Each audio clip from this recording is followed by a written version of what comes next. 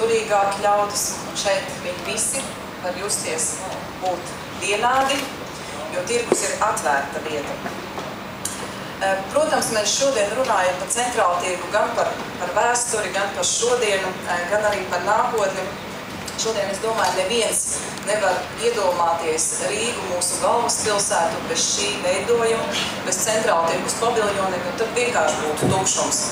Būtu vienkārši tukšums pilsētas sirdī, un ja mēs runājam par tirgu kā sociālo vietu, ja tāds te nebūtu, arī tas būtu tukšums, jo, ja mēs paskatāmies mazliet vēsturē, tirgus vienmēr ir pildījis ļoti svarīgu sociālo funkciju.